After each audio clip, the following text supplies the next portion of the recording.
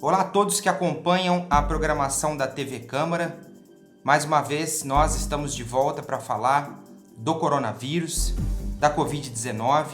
Hoje nós vamos conversar com uma pessoa que tem visto bem de pertinho os efeitos da Covid-19 no dia a dia.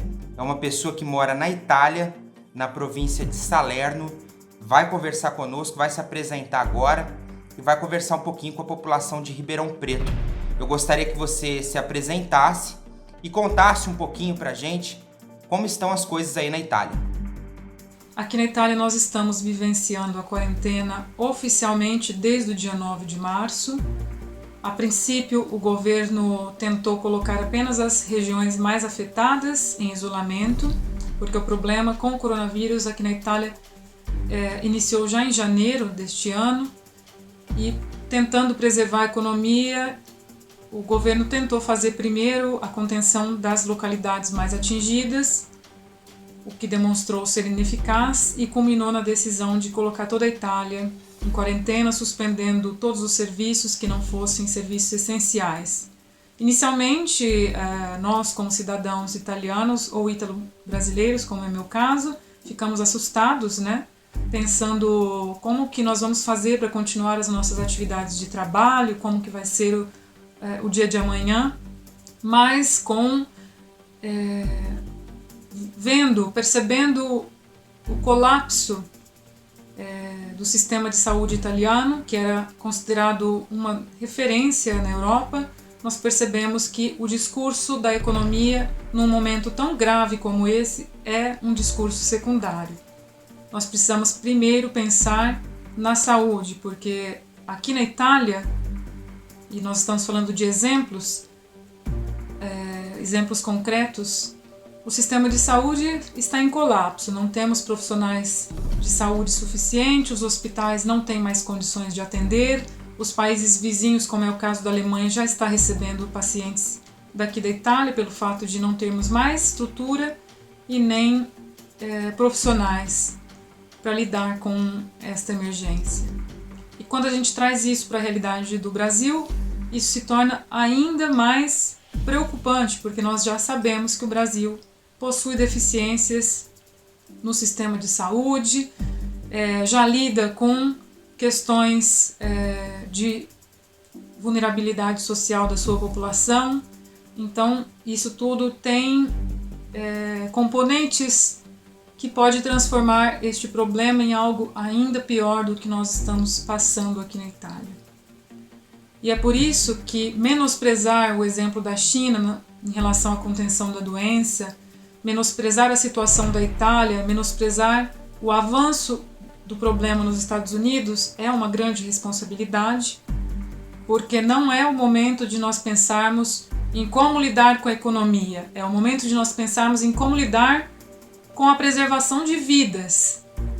E é por isso que é necessário que a população faça essa reflexão, de que neste momento em que nós vemos a experiência de outros países e o número de vidas perdidas e o colapso do sistema de saúde de países que antes eram considerados como referência, nós não devemos perder energia nas dicotomias dos discursos políticos e no culto à personalidade. Nós devemos pensar no que é realmente essencial, que é preservar a saúde e a segurança da população, para num segundo momento, quando nós tivermos esta chance, cobrarmos as autoridades do que pode ser feito para lidarmos com os danos.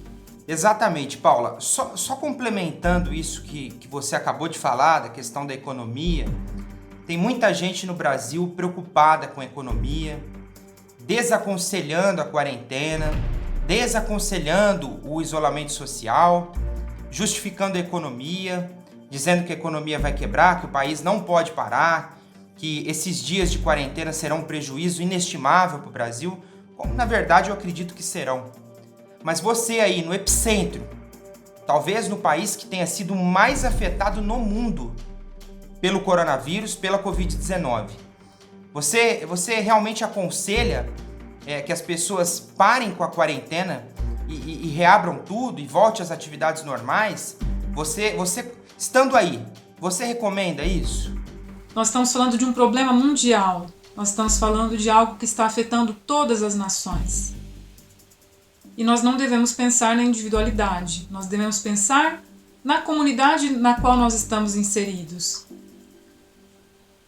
Que o fato de insistirmos para preservar a nossa sobrevivência, em sair às ruas e sermos agentes de transmissão deste vírus, ou sermos atingidos por um vírus que pode complicar a nossa situação de saúde e nos levar a precisar do sistema de saúde, é uma grande responsabilidade. E eu imagino, Paula, que você deva estar falando isso baseada no número de mortes que você acompanhou nos últimos dias. A Itália, a questão da mortalidade pelo coronavírus é algo assustador. E também eu imagino que você deva estar falando isso porque você vê que ele não atinge só pessoas idosas. Ele atinge pessoas de todas as idades, como as autoridades de saúde têm dito no mundo, não é isso? Temos exemplos de que não é algo que atinge apenas idosos ou pessoas com comorbidades. Pessoas jovens também estão vindo a óbito devido ao coronavírus.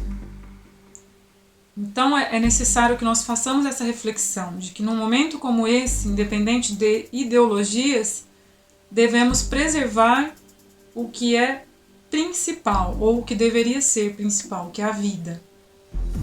Porque nós vamos ter a chance de cobrar os nossos representantes políticos por medidas que venham a lidar depois com os danos.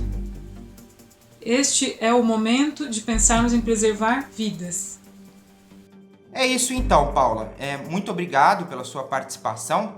Eu gostaria que você deixasse as suas palavras finais a todos os brasileiros, por favor. Eu, como cidadã ítalo-brasileira, eu sofro duplamente porque eu vejo o que está acontecendo nos meus dois países. Aqui na Itália, esta dor diária de vermos que tantas vidas são perdidas e tantas pessoas estão sendo afetadas, e o medo da dimensão que isso possa vir a ter no meu outro país, no país onde eu nasci. Então tudo isso é muito doloroso, e por isso que eu faço um apelo, representando neste momento a comunidade brasileira no exterior, de que vocês preservem o que é mais importante neste momento, que é a vida. Nós vamos ter uma segunda chance para pensar nos danos que isso vai trazer na economia, em tudo aquilo que vai acontecer afetando as nossas vidas. Mas nesse momento vamos pensar em preservar a vida. E a vida é um direito de todos nós, da nossa comunidade e do meio que nós estamos inseridos. E ficar em casa não é um ato de covardia. É um ato de bravura, é um ato de esperança. Porque você vai contribuir para que o seu país não entre em colapso, para que vidas sejam poupadas. E neste momento é a única coisa que importa. A gente tem que ter otimismo, sim, mas com responsabilidade. E se você não é um profissional de saúde, você é um cidadão como eu, que trabalha em outra área, a sua contribuição é esta: ficar em casa, preservar a sua saúde e a saúde da sua comunidade. Isso é muito importante. Fica aqui o meu apelo. Ok, então. Paula, muito obrigado mais uma vez pela sua participação. É a participação de uma pessoa que mora na Itália e tem uma opinião bem certeira daquilo que está acontecendo em relação ao coronavírus, está acompanhando todos os dias aí todo o noticiário na Itália, está de quarentena na Itália. A gente sabe das questões econômicas, não podem ser desprezadas de maneira alguma, mas a gente sabe que a saúde pública tem sempre que vir em primeiro lugar, porque se houver um colapso da saúde pública, também de nada adianta, vai afetar a economia da mesma forma. Então, eu quero agradecer a participação da Paula, deixar um beijo para todo mundo aí da Itália. A Paula que morou em Ribeirão Preto, tá? Conhece a nossa realidade aqui, não é uma pessoa que não conhece o Brasil, que cresceu fora do Brasil, não. Ela é brasileira, morou no Brasil, morou em Ribeirão Preto e sabe exatamente do que está falando. Neste momento, temos de nos preocupar com a saúde. A economia, sim, é muito importante, mas sem saúde nada se pode fazer. Um grande abraço a todos.